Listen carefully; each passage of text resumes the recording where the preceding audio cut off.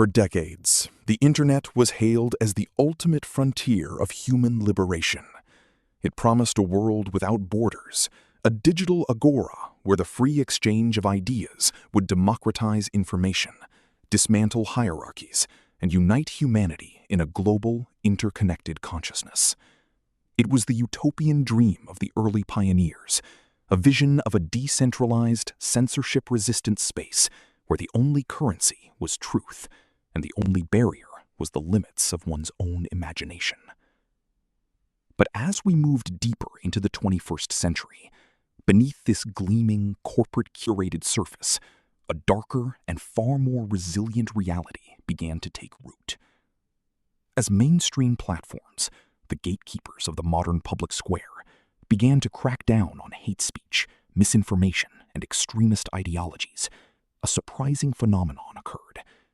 These groups didn't simply vanish into the digital void. They didn't retreat in defeat or fade into irrelevance. Instead, they underwent a radical adaptation, a metamorphosis driven by a level of technical sophistication and ideological fervor that few in the mainstream anticipated.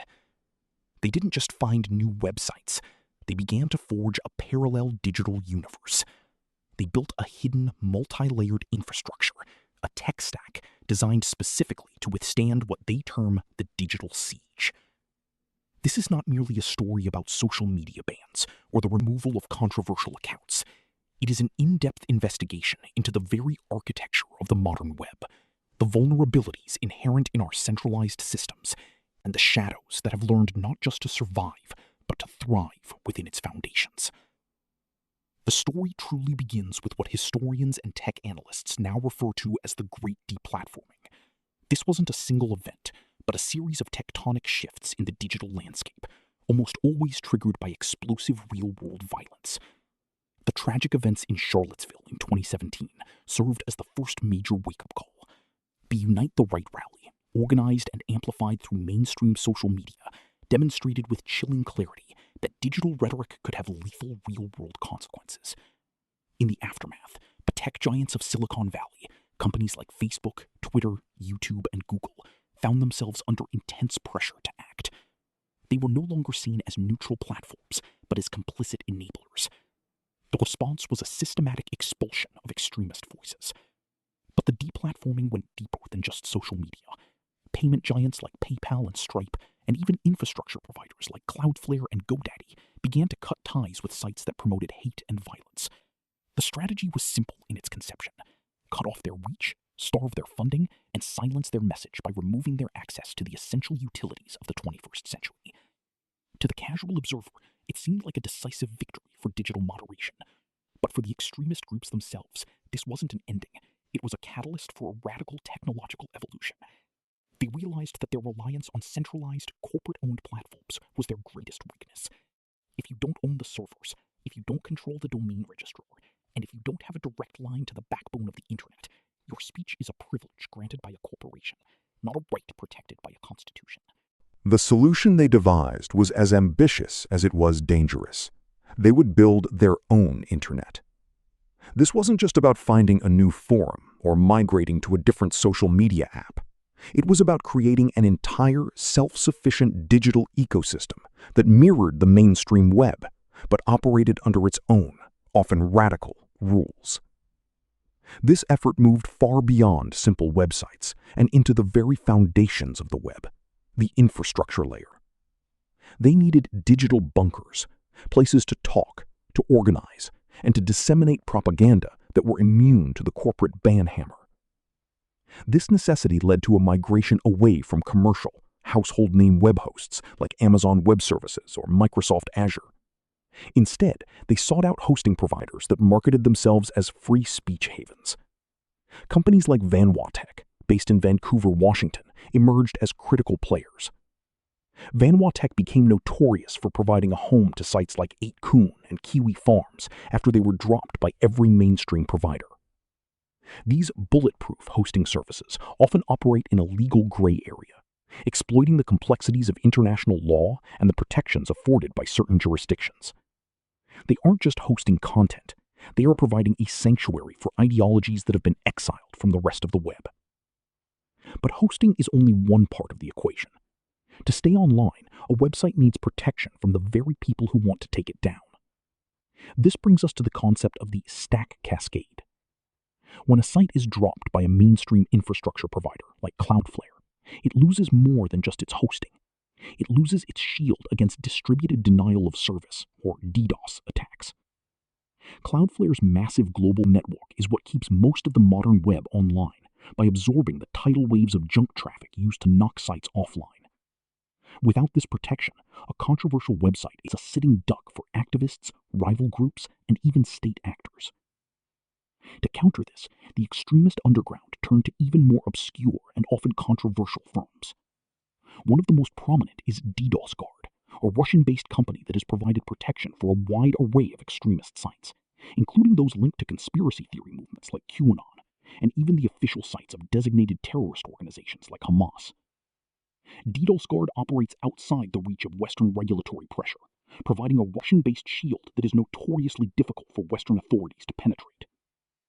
This was the birth of the parallel internet, a world where the rules of Silicon Valley no longer applied, and where the infrastructure itself was designed as a fortress of resistance.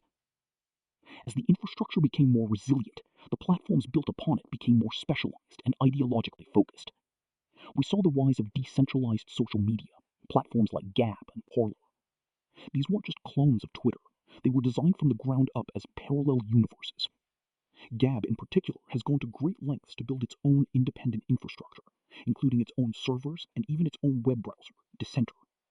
The goal is total vertical integration, a tech stack where every layer, from the hardware to the software, is controlled by the movement. These sites were often built using open source code, like Mastodon's ActivityPub protocol, which made them inherently harder to shut down because the software itself could be mirrored and hosted by anyone, anywhere in the world. But even these platforms were still centralized in a way. They relied on a central authority or a specific set of servers. The real frontier, and the one that is currently being explored by the most technically advanced elements of the underground, is the move toward truly decentralized protocols. Protocols like Matrix and IPFS represent a new paradigm. In these networks, there is no single server to shut down. The content is distributed across thousands of individual nodes, meaning that as long as a single node is online, the content remains accessible. It is an internet that exists everywhere and nowhere at once, making it virtually impossible for any single government or corporation to silence. This brings us to the most vital lifeline of the underground, the communication channels. While social media provides the reach, encrypted apps provide the coordination. Telegram has emerged as the indispensable bridge between the mainstream and the underground. With its massive public channels that can reach hundreds of thousands of people, and its private, encrypted chats for tactical coordination, it offers a level of security and scale that is perfect for extremist organizations. The ephemeral nature of messages and the difficulty of tracing users provided a nearly impenetrable shield for years. In these digital shadows, propaganda is refined, operations are planned, and the digital siege is countered with a constant stream of encrypted data. This is the new reality of the internet, a world where the light of the public square is increasingly countered by the deep, resilient, and technologically sophisticated shadows of the underground tech stacks inlet. With the communication channels secured and the infrastructure bunkers established, the extremist underground faced its most daunting and existential challenge: the financial blockade. The same great deplatforming that cleared social media and web hosting also cleared the bank accounts. Extremist leaders and organizations found themselves abruptly barred from the global financial system. PayPal, Stripe, Visa, MasterCard, and major commercial banks became the enforcers of a new kind of economic exile. For a movement that required significant capital for high-end server hosting, legal defense fees, propaganda production, and international travel, this was a potential death blow. Without a way to move money, the movement would starve. But the answer to this financial crisis lay in the very technology that was being hailed by Silicon Valley and Wall Street as the future of human liberation: cryptocurrency. The relationship between extremism and crypto is not a coincidence. It is a fundamental alignment of ideologies. Both the crypto pioneers and the extremist underground share a deep-seated distrust of centralized authority and a desire for a system that operates outside the control of governments and legacy institutions. This alignment has evolved into a sophisticated financial engine that powers the modern extremist movement. It began with Bitcoin. In the early 2010s, as the world was still struggling to understand the basic concept of a blockchain, extremist pioneers were already early adopters.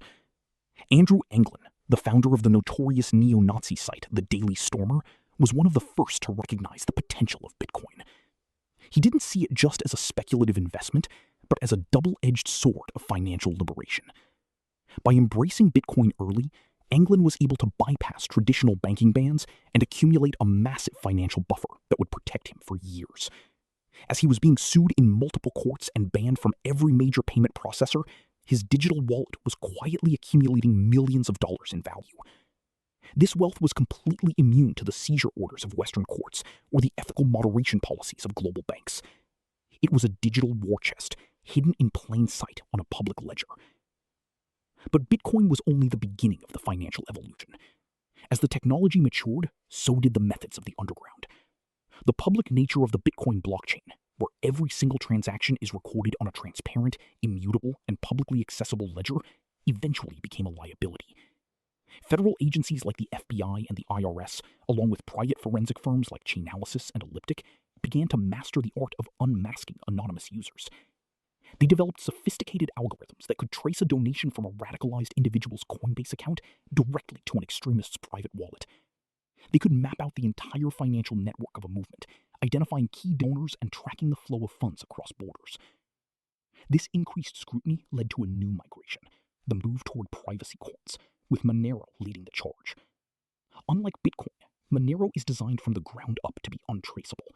It uses advanced cryptographic techniques like ring signatures and stealth addresses to hide the identity of the sender, the identity of the receiver, and the exact amount of every transaction. In the underground economy, Monero has become the gold standard, the black ink of digital finance. It allows for a completely invisible flow of capital, making it nearly impossible for authorities to disrupt the financial lifeblood of extremist groups. For the movement, Monero isn't just a currency, it's a shield against the financial surveillance of the state. The financial innovation didn't stop at currency. The NFT, or non-fungible token boom of the early 2020s, presented a bizarre but surprisingly effective new frontier for extremist funding and propaganda. Beyond the pixelated art and the high-profile celebrity sales, NFTs offered a way to monetize ideological symbols and create exclusive, gated communities. An NFT can act as a digital membership card, granting the holder access to private forums, encrypted chats, or exclusive real-world events. The controversy surrounding the Bored Ape Nazi Club highlighted a disturbing trend: how easily extremist dog whistles and coded language could be embedded into digital assets and traded on mainstream marketplaces. Ryder Ripps and other researchers pointed to what they claimed were numerous references to Nazi ideology and esoterica hidden within the art of the world's most famous NFT collection. Whether intentional or not, the controversy demonstrated the power of the medium. Even when these assets were banned from mainstream platforms like OpenSea, they simply moved to decentralized marketplaces like LooksRare or directly to peer-to-peer trading. This allowed extremist artists and organizations to generate significant revenue while simultaneously creating a sense of in-group identity and belonging through the ownership of shared digital symbols. When cryptocurrency isn't enough to cover the massive costs of the movement, the underground turns to fringe crowdfunding. Platforms like GiveSendGo emerged as a direct, ideologically driven response to the perceived censorship of mainstream sites like GoFundMe.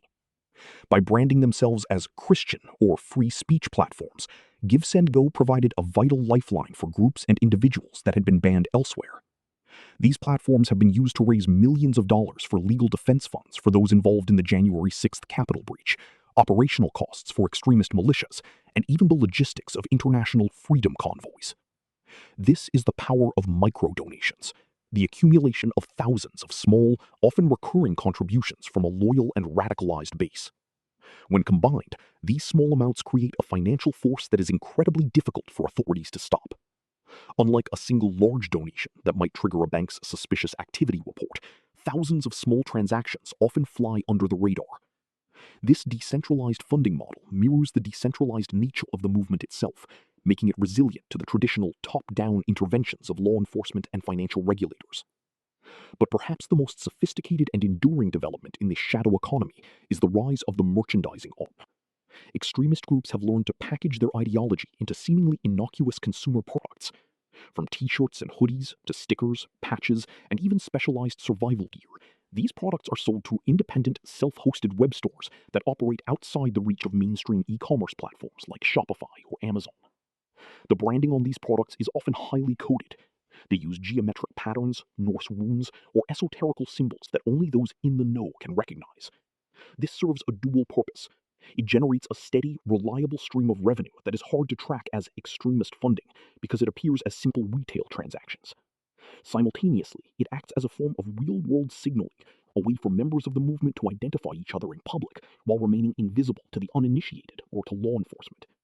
It is a way of wearing the ideology without triggering the immediate social or legal consequences of more overt symbols. This is the underground tech stack in its most tangible form, a seamless integration of digital finance, ideological branding, and physical commerce that keeps the movement alive and growing, even under the most intense global scrutiny. This intricate and resilient web of servers, encrypted chats, and digital currencies is far more than just a collection of technical tools. It is a sophisticated, purpose-built engine for the transformation of the human mind. The underground tech stack is designed to exploit the very architecture of our digital social lives and the fundamental psychological vulnerabilities of the human brain. To truly understand how the digital siege is won or lost, we must look beyond the code and the hardware and focus on the psychological front line, the process of radicalization, and the role of the algorithm in shaping human behavior and belief. In the mainstream web, the world of Facebook, TikTok, and Instagram, algorithms are designed with a single, relentless goal: to maximize engagement. They are programmed to keep us scrolling, clicking, and watching by showing us more of what we already like, what we already believe, and what triggers our strongest emotional responses. In the extremist underground, this fundamental principle of the attention economy is taken to its most dangerous and destructive extreme. Platforms like Gab, BitChute, Rumble, and various specialized Telegram channels are not just passive repositories of content, they are active echo chambers by design. When a new user, perhaps someone who is disaffected, lonely, or simply curious, enters these spaces, they are immediately enveloped in a self-reinforcing reality. Dissenting voices, moderate perspectives, and objective facts are not just ignored, they are systematically excluded. This is achieved through a combination of technical features, like blocking and muting, and aggressive community-led moderation that shames or expels anyone who challenges the dominant narrative. This creates a filter bubble so dense and so absolute that it becomes a parallel reality, where extremist narratives are not just the dominant view, they are the only truth available. This process of psychological enclosure is often accelerated by what experts call the gamification of hate. Many of the platforms in the underground stack incorporate elements of social competition and reward systems that mirror those found in video games. Users are rewarded with engagement metrics, likes, shares, reposts, and clout for posting increasingly radical, provocative, or aggressive content.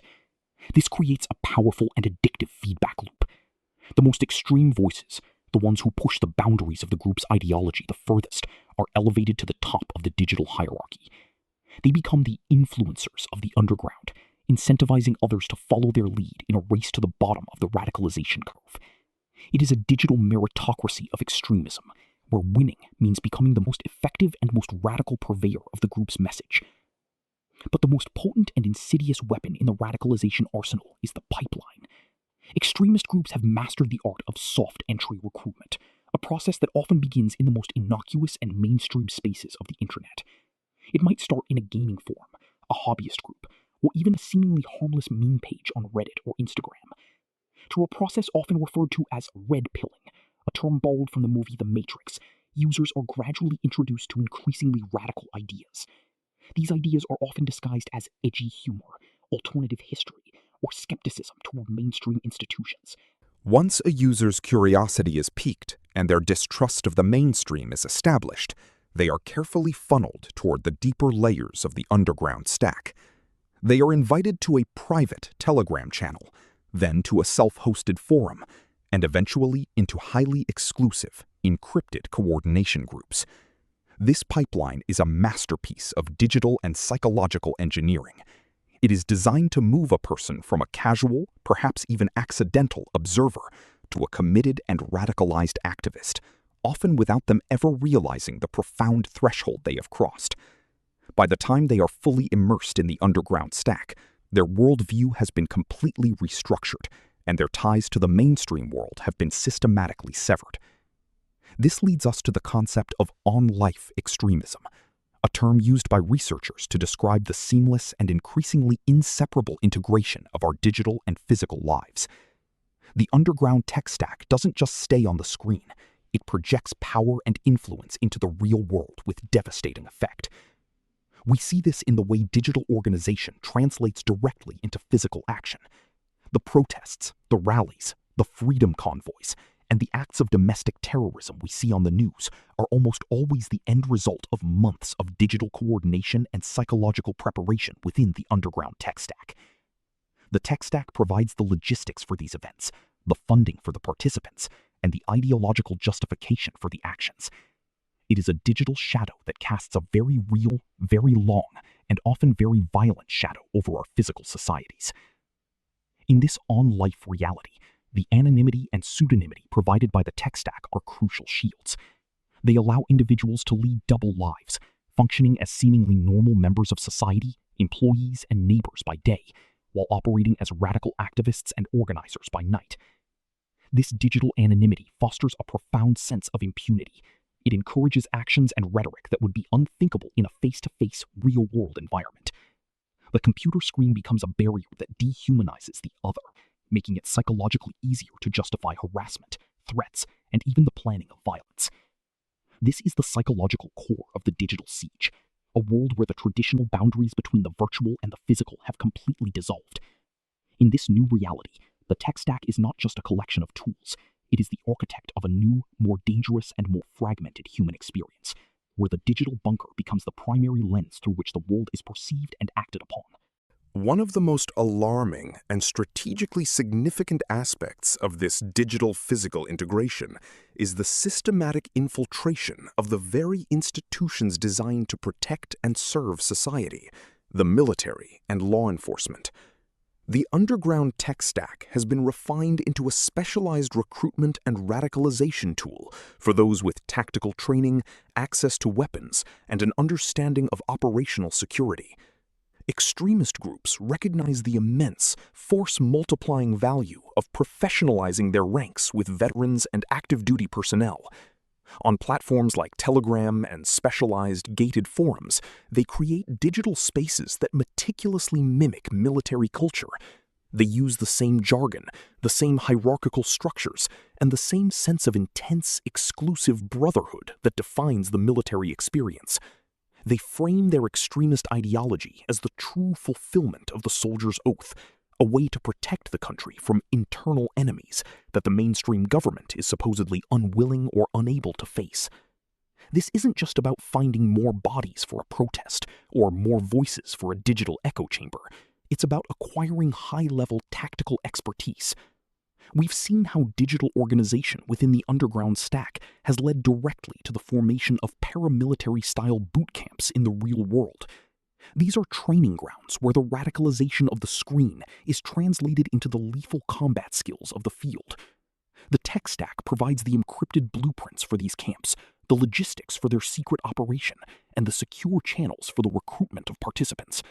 This is the stack cascade, moving from the digital to the physical in its most dangerous form, a feedback loop where the technological resilience of the underground web directly fuels the lethality and organization of real-world extremism. The challenge facing authorities, tech companies, and society at large is immense and multifaceted. How do you counter an enemy that is decentralized, anonymous, and technically sophisticated? The traditional whack-a-mole strategy, where law enforcement or tech companies shut down one website or ban one group only to see it reappear hours later under a new domain or a different name, is increasingly proving to be ineffective and even counterproductive.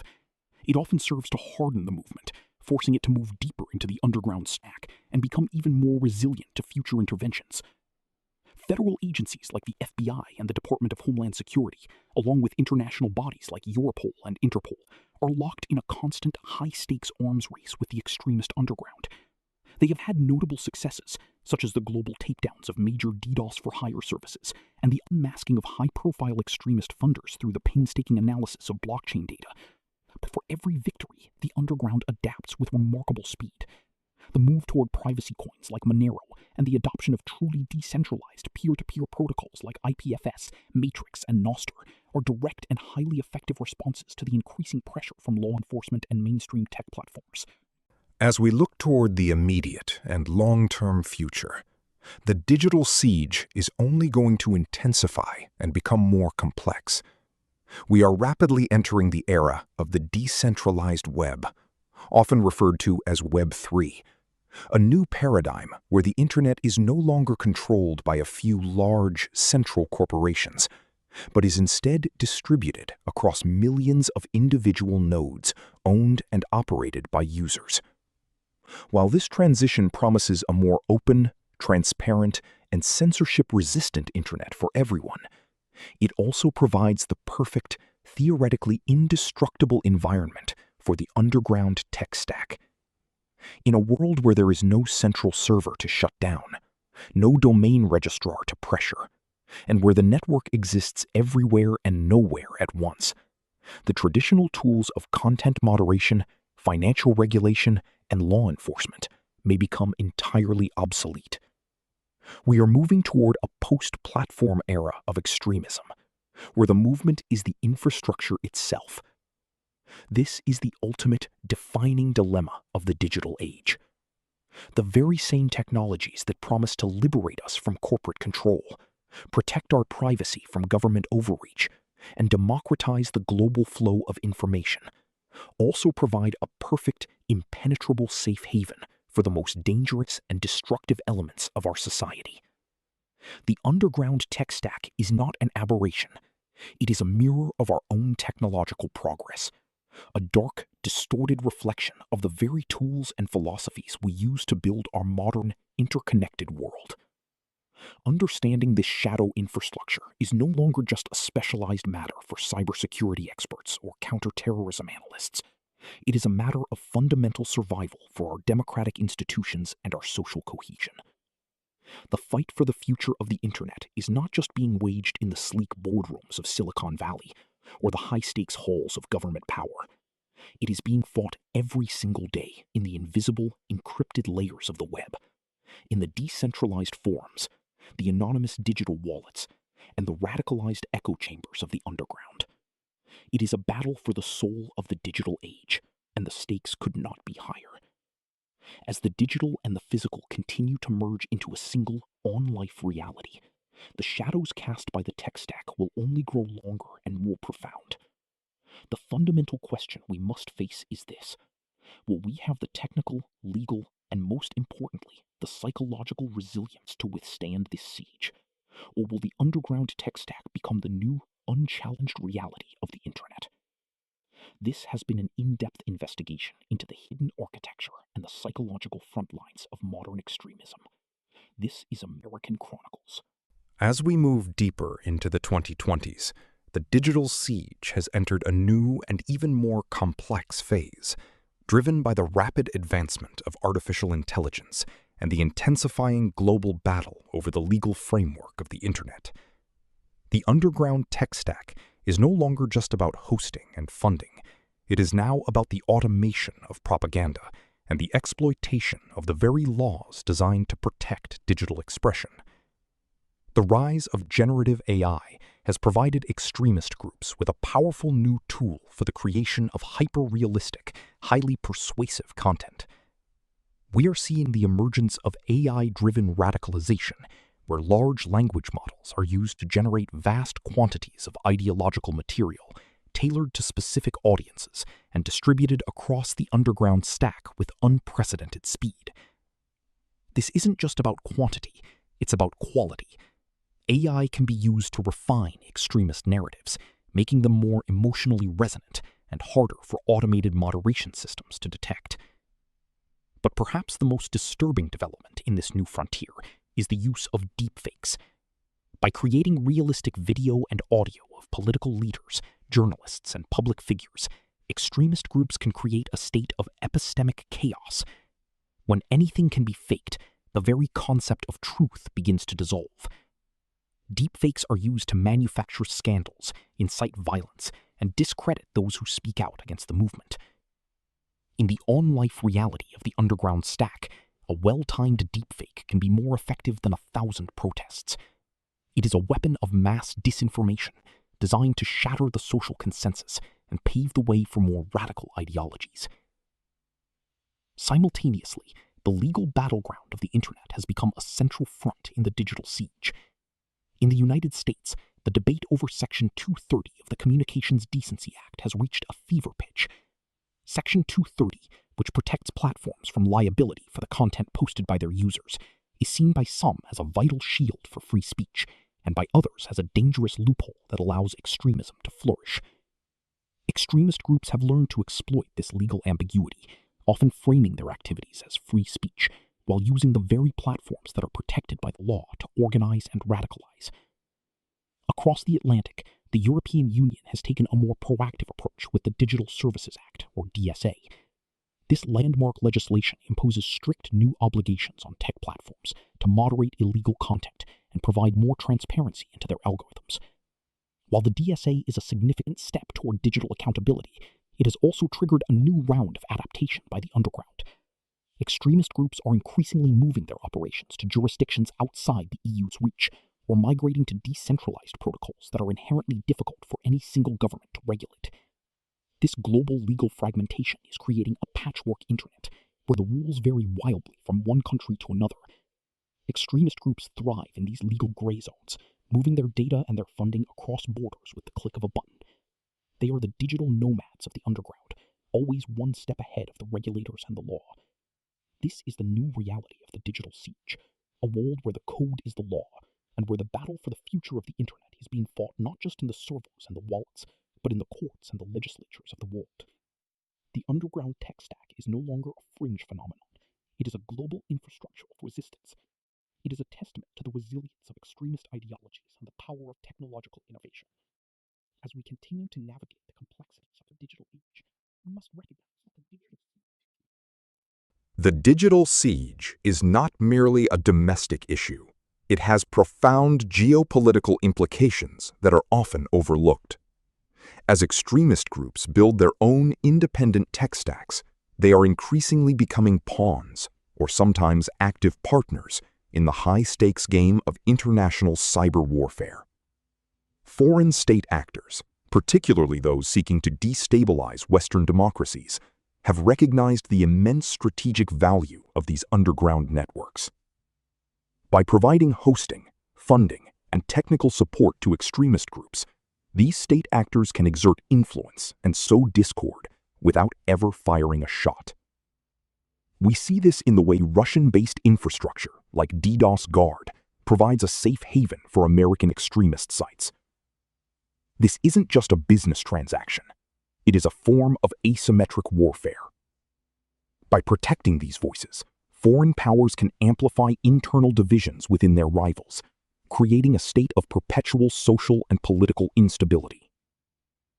The underground tech stack, therefore, is not just a bunker for domestic extremists. It is a bridge for foreign interference. This intersection of domestic extremism and international geopolitics creates a nightmare scenario for counterterrorism agencies. How do you distinguish between a grassroots domestic movement and a state-sponsored influence operation when they are both using the same encrypted channels and the same decentralized protocols? The lines between cybercrime, domestic terrorism, and state-sponsored espionage are becoming increasingly blurred. In the on-life reality, a single extremist form can be a recruitment tool, a money laundering hub, and a vector for foreign propaganda all at once.